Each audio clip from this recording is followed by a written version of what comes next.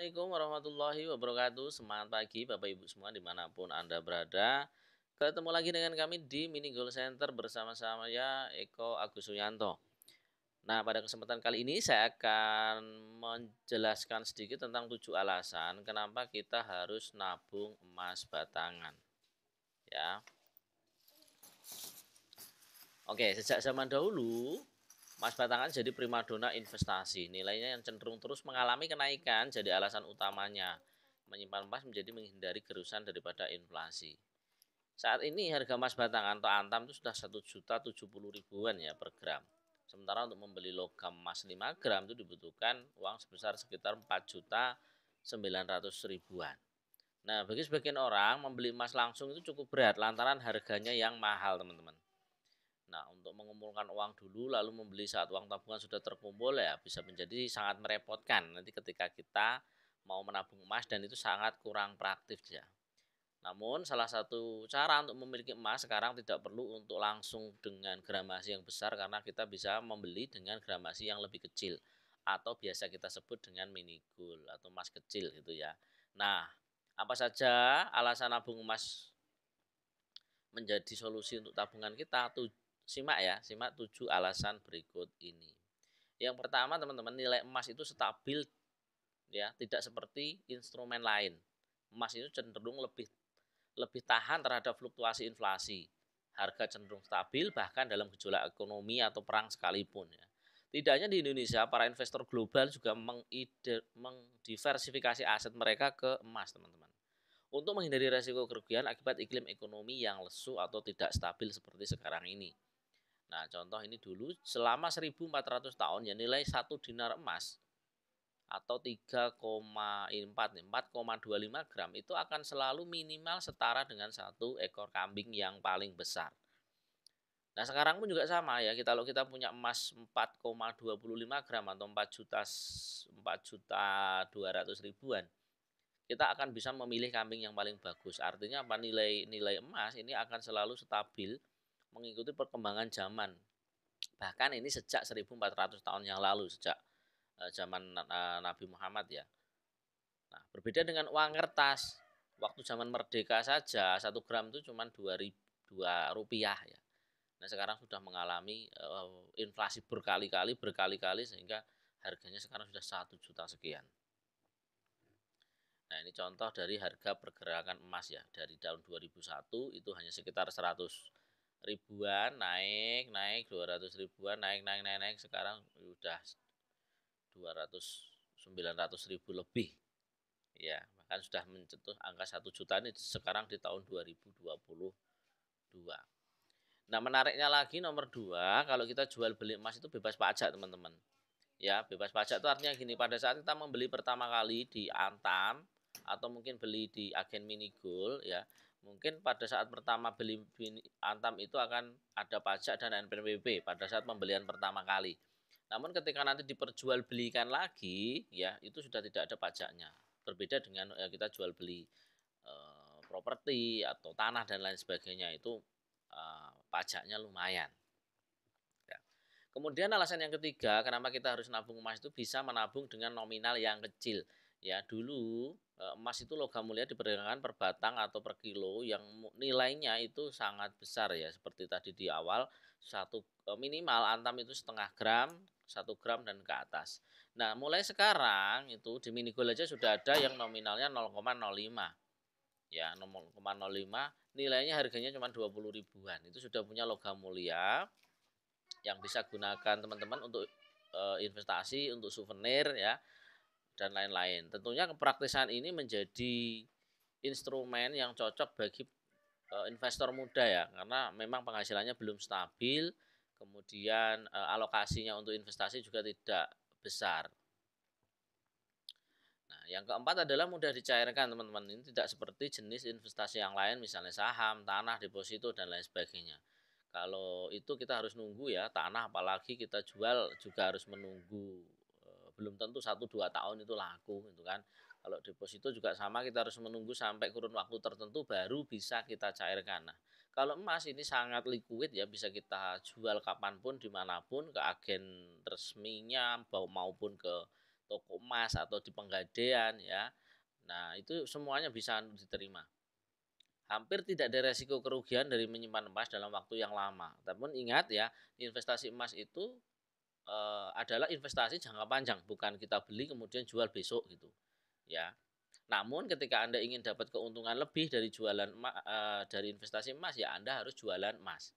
Kalau jualan emas, Anda nggak perlu nunggu 1 tahun atau nunggu 5 tahun untuk mendapatkan keuntungan. Ya, Anda jual hari ini, Anda jual besok, seminggu, sebulan. Kalau Anda bisa menjual dan laku gitu ya, ya Anda akan langsung bisa mendapatkan keuntungan. Contohnya misalnya Anda punya 1 gram, itu kalau disimpan saja dalam tempo 1 tahun paling hanya 50 sampai 100 ribu keuntungannya. Namun ketika Anda jualan ya, Anda tidak perlu menunggu 1 tahun untuk bisa dapat 50 ribu.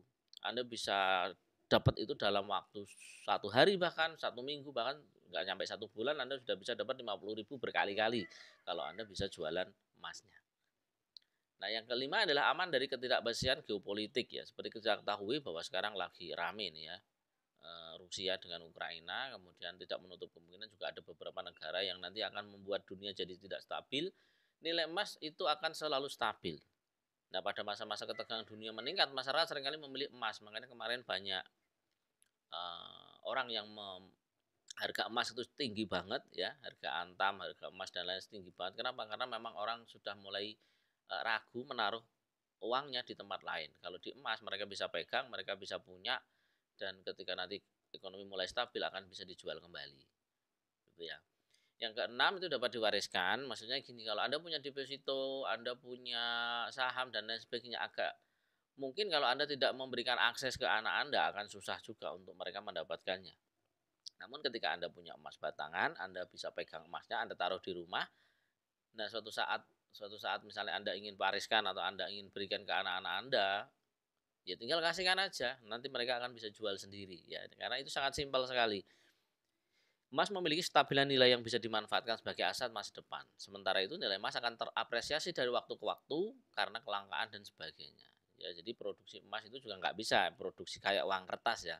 Kalau uang kertas sehari mau produksi berapa juta lembar pun juga bisa. Tapi kalau emas nggak bisa, dia harus ditambang, harus dimurnikan, ya, kemudian baru bisa dicetak. Kemudian dicetak pun dia juga nggak kena apa itu, sangat aman. Mau terendam di air, mau dikubur di dalam tanah, ya, mau ditaruh di kayu itu nggak akan dimakan rayap, nggak akan kena apa itu namanya gerusan dan lain sebagainya. Dia sangat-sangat aman sekali ya. Dibakar juga dia nggak kebakar gitu ya. Kemudian yang ketujuh itu memiliki nilai universal dan permintaannya sangat tinggi. Ini universal itu maksudnya hampir semua orang tahu emas itu memang aset yang berharga, emang logam yang berharga gitu kan.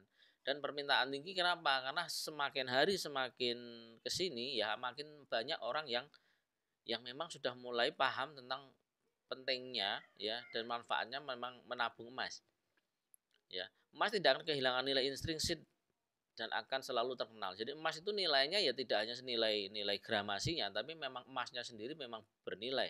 Berbeda dengan uang kertas. Uang kertas ada nilainya sesuai dengan gambarnya. Misalnya gambarnya 100 ribu. Namun ketika itu sobek atau jadi kertas, ya dia tidak akan bernilai. Berbeda dengan nilai intrinsik di dalam emas, walaupun dia dipotong misalnya, dipecah-pecah misalnya, ya pecahannya pun juga tetap akan bernilai. Ya, hal ini dipengaruhi oleh sifat universalitas yang dimilikinya. Dengan kata lain, investasi emas akan memberikan keamanan finansial kepada Anda, ya. Kemudian, nah ini contohnya permintaan tinggi ya, permintaan tinggi. Volume produksi ini tahun 2020 datanya. Volume produksinya cuma 25 ribu ya, namun volume penjualannya bisa 60 bisa 60 50 26 ribuan. Biji nikelnya kita punya sekian, kemudian yang dikelola sekian. Ini belum emas yang beredar ya. Jadi memang hampir setiap tahun kan Antam selalu produksi. Namun emas-emas Antam sebelumnya produksi tahun 2018, 19, 20 itu akan selalu beredar dan selalu tidak ada yang dirugikan ya. Karena uniknya jualan logam mulia atau emas itu ketika kita beli kita bisa dapat harga lebih murah. Namun ketika ada orang jual ke kita ya, maka orang itu akan mendapat harga buyback. Jadi kita juga dapat untung. Kemudian orangnya kalau diberi buyback rugi dong Mas. Iya kalau buybacknya itu belinya kemarin jual sekarang ya jelas rugi gitu kan. Tapi kalau dia belinya sudah 2 3 tahun yang lalu kemudian di buyback dengan harga sekarang ya insya Allah dia akan masih untung ya. Itu mungkin teman-teman sekilas tentang kenapa 7 alasan kenapa kita harus jualan, kita harus investasi di emas. Dan selain berinvestasi saran saya jangan cuma sekedar berinvestasi tapi bagaimana caranya agar kita bisa dapat keuntungan lebih banyak secara maksimal dari jualan emas ini. Tabung emas tapi fokuslah ke jualan emas ya. Karena keuntungannya lebih cepat, keuntungannya lebih banyak dan sekaligus kalau Anda jualan emas ya secara otomatis Anda akan sambil nabung emas.